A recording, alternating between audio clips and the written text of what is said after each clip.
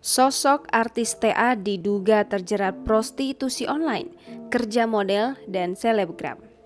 Artis sekaligus selebgram dan model berinisial TA diamankan tim cyber Direktorat Reserse Kriminal Khusus Polda Jawa Barat.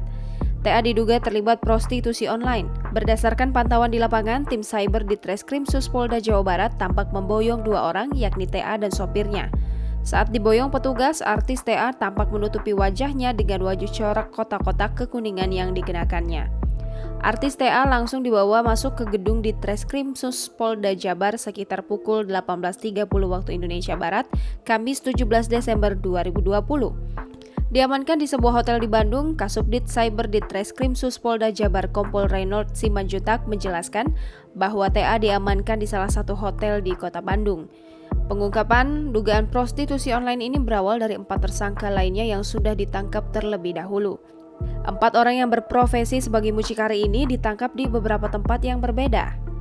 Menurut Reynold, TA ini merupakan seorang artis yang juga berprofesi sebagai model dan selebgram. Ketika disinggung apakah TA terkait dengan prostitusi online, Reynold membenarkan hal tersebut. TA diamankan di salah satu hotel di kota Bandung. Saat diamankan, kata Reynold, TA tengah bersama seorang pria di dalam kamar hotel tersebut. Saat ini, TA masih dalam pemeriksaan sebagai saksi. Jangan lupa subscribe, share, komen, dan like ya!